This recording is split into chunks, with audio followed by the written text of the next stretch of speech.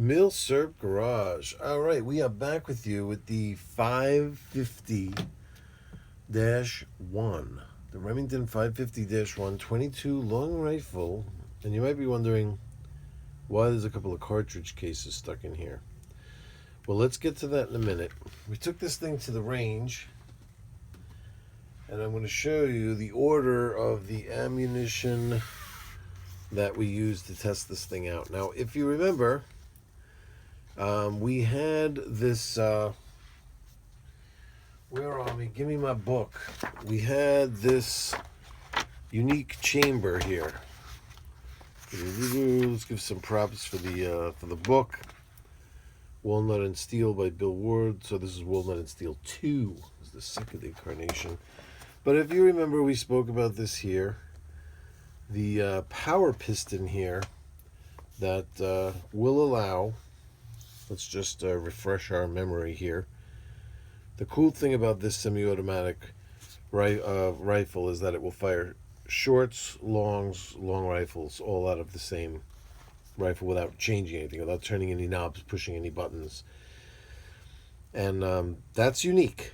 I haven't really seen another one that can do that. How does it work? It works by channeling gases. Let's see. See here in this picture, this is a short right here, right? So here's the firing pin hitting the case. Here's the bullet. This is just at the moment of it hitting.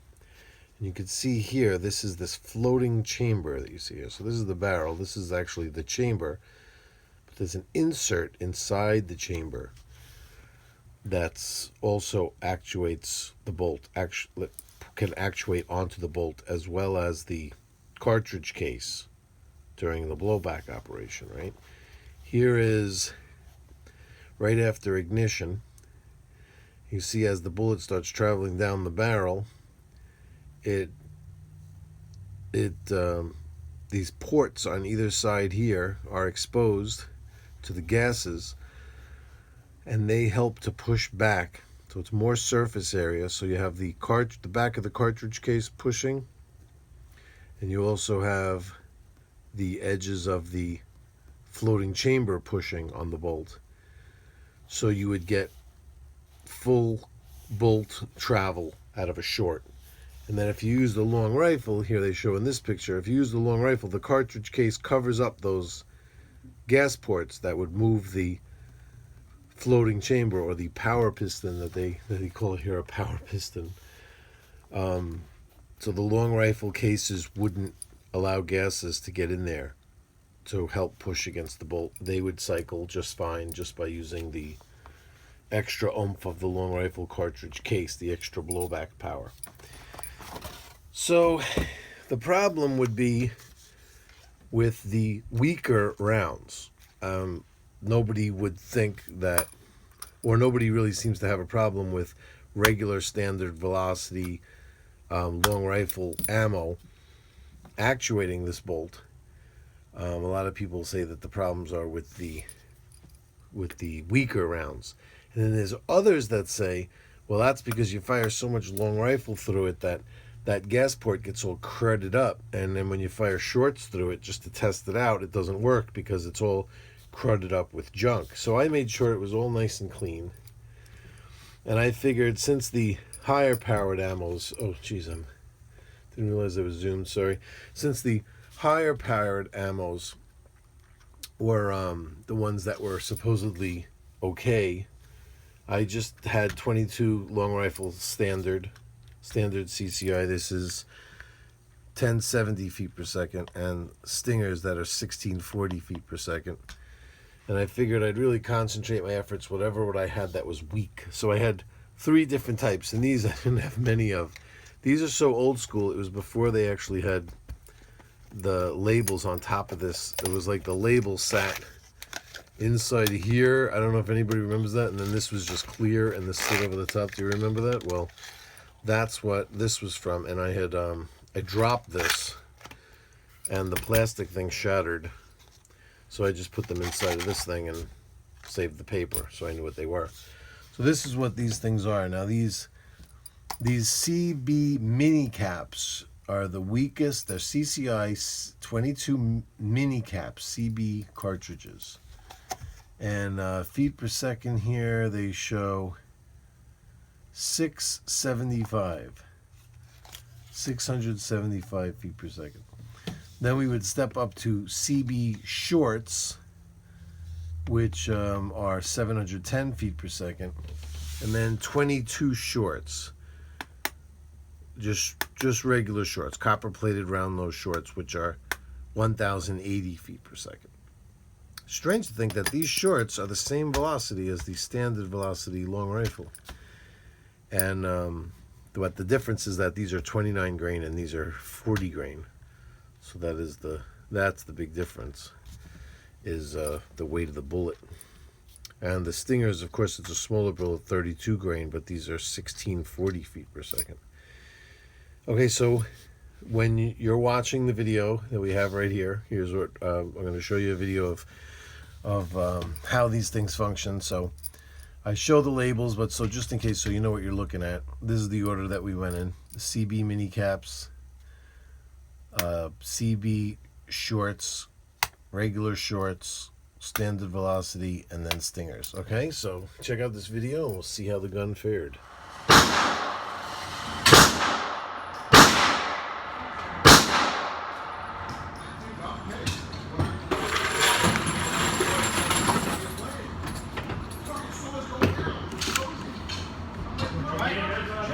What is it?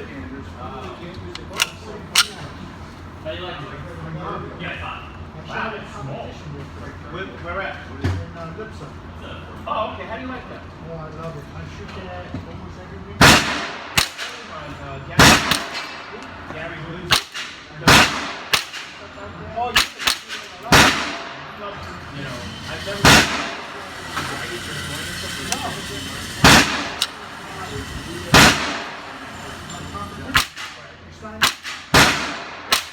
Make sure you have what you do. Right. You ever shot competition? No. Listen, I went through everything. CB caps, success.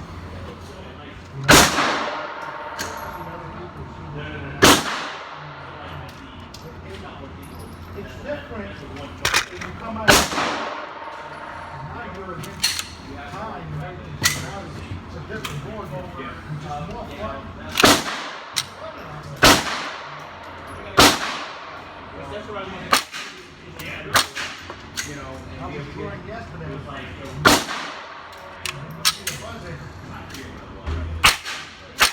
I always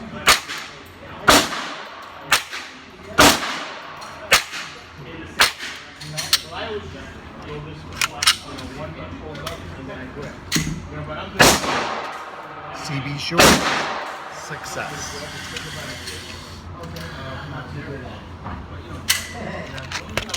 Short.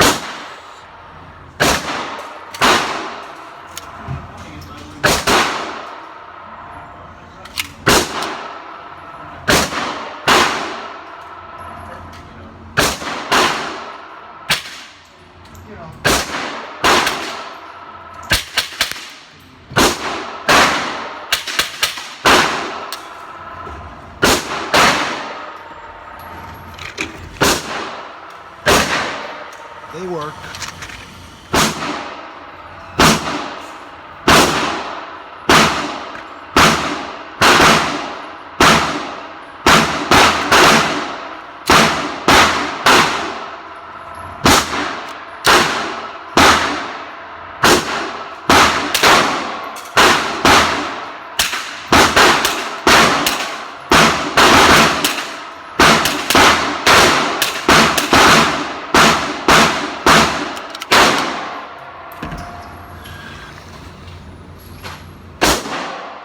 No problem.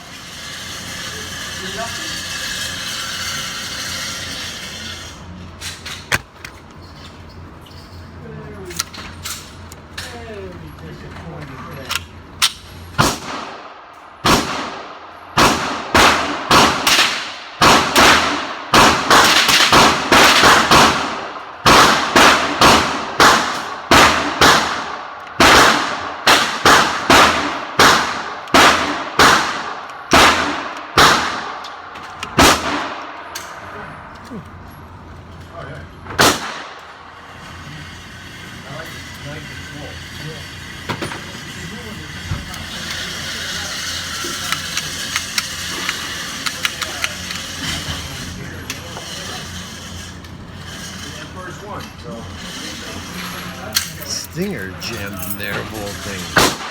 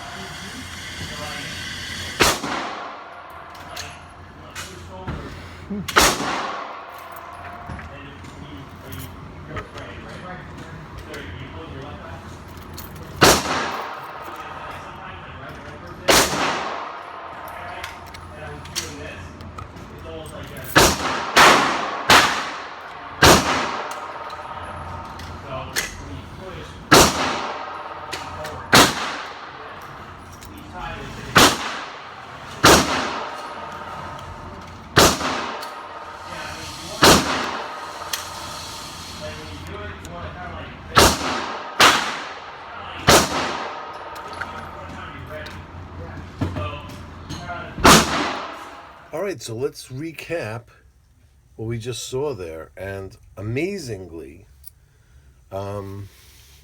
these CB caps, they functioned okay. Now, this was the first round, the first rounds I have fired through this rifle at all. So it did hang up on one, but you know what? I noticed like the first 10 rounds or something like that, you're really just blowing all the excess oil out of there and dirt or whatever inside the receiver until it cleans up. I really should have just gone through this whole thing and just given like a list of how many it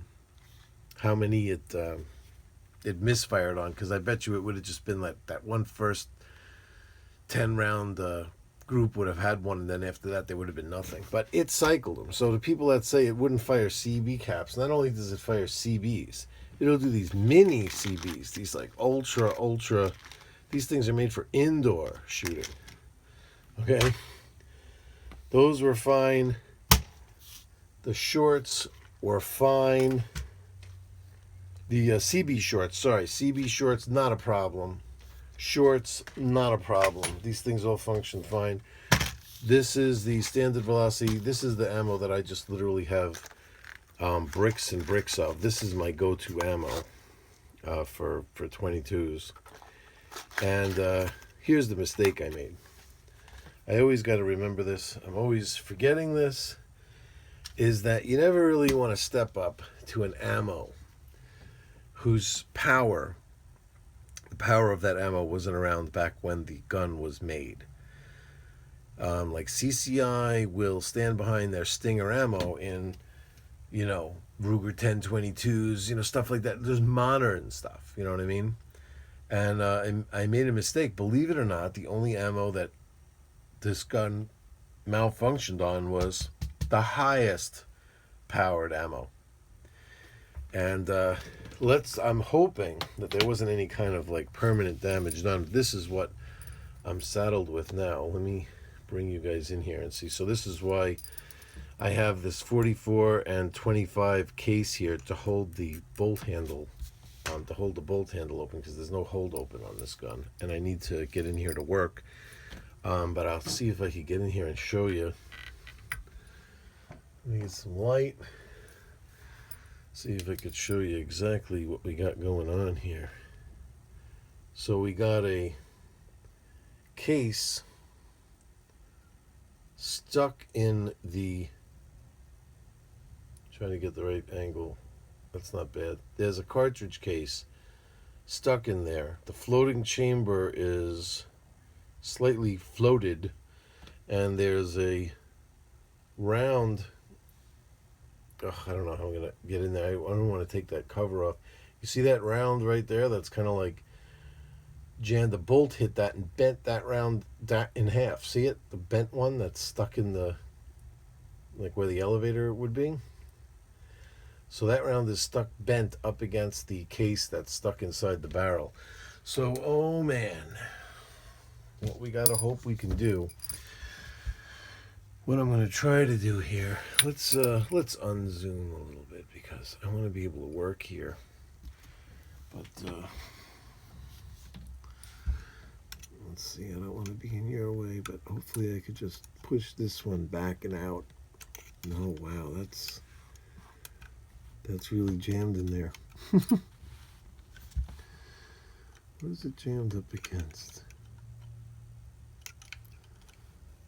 Might have to take this thing apart. Have to be careful here because the round that's in there, in the chamber, is a spent round, but this is a live round right here. So that's why I wanted to lock the bolt open like that, because the bolt should slam closed with the edge of the bolt on the rim there.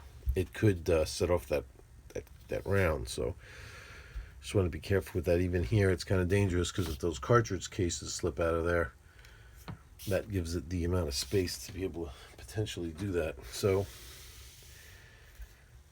I want to try to get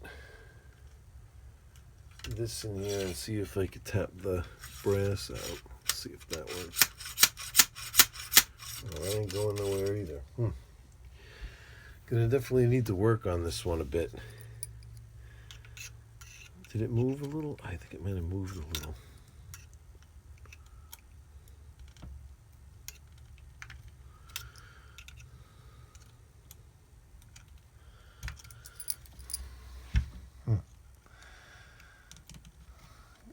Get back down where you came from. Yeah, there you go. That'll work.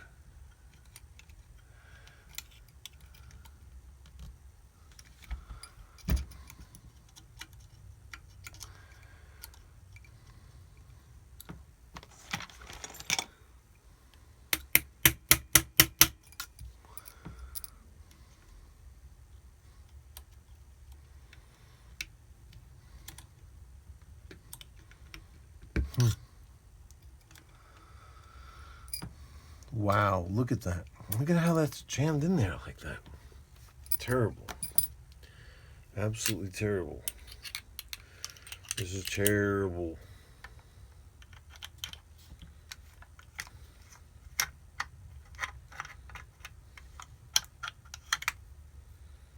I wonder what we're going to be able to see with the stock off.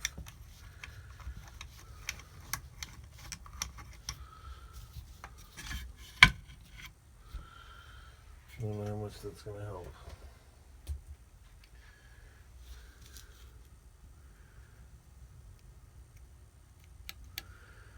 We want to be careful not to damage these elevators here. That sure is in there, huh? There we go. I think I got it out.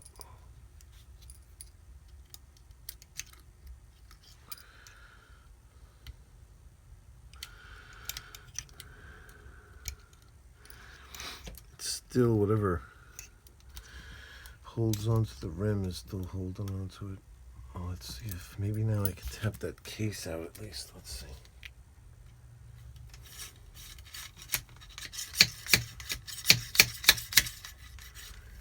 All right. So we got this case out.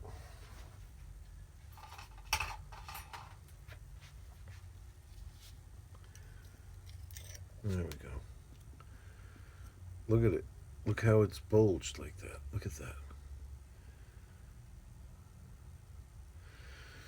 We can only hope that nothing got damaged here.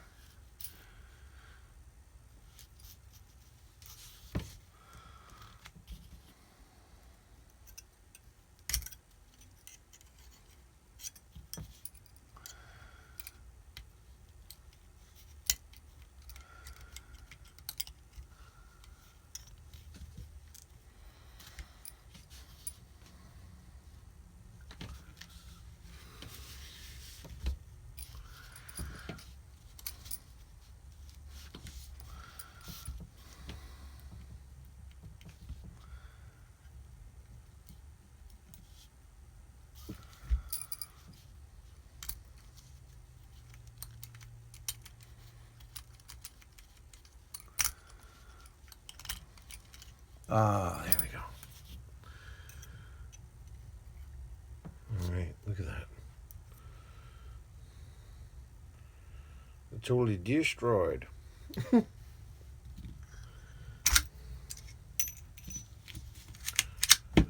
looks like we're okay. Never again are we going to do stingers through here.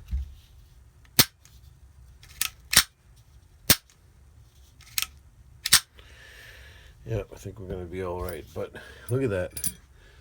Look at how that bulged. It wasn't even. Whoops, sorry. Never seen a case, a rimfire cartridge deformed on the back like that before. And look at it here. That's where that. See, that's where that thing is. That this edge right here is where that power piston starts. In other words, let me get the book again. See, it's too much power. See, like if this was sitting here, right?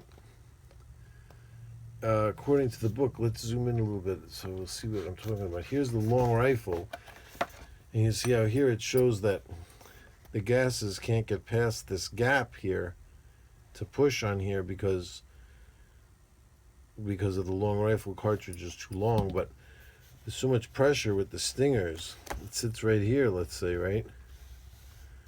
See it? It's like a perfect diagram because that's in line. This bulge, that little gap, the cartridge case tried to form itself inside that gap where the gas would normally go to actuate the power piston. And then that's why this got stuck. And when this got stuck, it blew out the back a little bit because the bolt was probably already moving. Yeah, that's what it was. The bolt was already moving a little bit because of the blowback. So it continued to move just from inertia. And once there was nothing supporting the back of the cartridge case, that blew out a little bit with the pressure. Then this got jammed in there. Then the next round got fed up right behind it and was like, crunch. And that's what happened. So we got to hope that our power piston here didn't get damaged by that. I doubt just that one cartridge case pushing out a little bit, bulging out a little bit like that would damage that. But it just goes to show, this is where you go, man. I've said it a million times, and then I keep deviating from that order. But this is standard velocity CCI. That's it. It's the only 22 ammo you need to buy. I'm not even lying. Look, I'm gonna dig into my ammo stash over here just to show you that I'm not lying. There's boxes of it here, and there's freaking. I got freaking. I can't even lift this way. I got bricks of it here. It's just brick after brick after brick after brick. I'm not even kidding. I got tons of it because, as far as I'm concerned, it's the only 22 long rifle to use. So I just got to take one of these and wrap myself in the head with it and be like, it doesn't even matter if you're testing something. If it's old, don't go past this ammo. So, but here's what was really cool was we found out that this stuff, these shorts, the CB shorts even, no problem. You saw it in the video. They work no problem. So that probably wraps up things here with the 550-1. I love this thing. I'm gonna have to take it to the range again and shoot some standard velocity 22 and some 22 shorts just to make sure that nothing got damaged. So we do have to bring it back one more time, but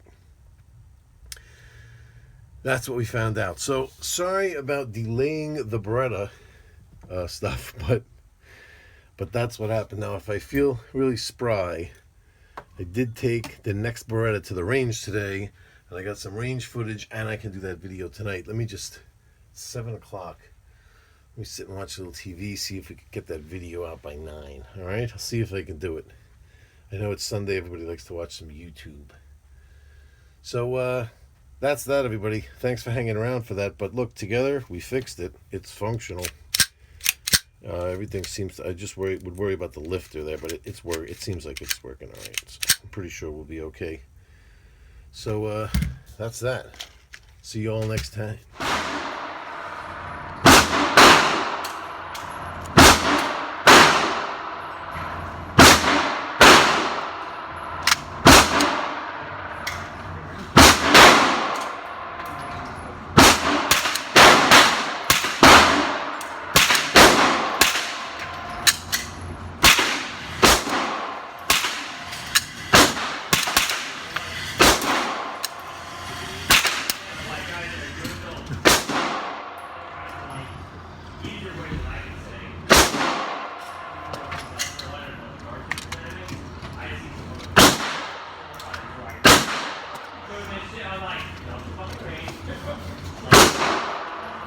Yeah.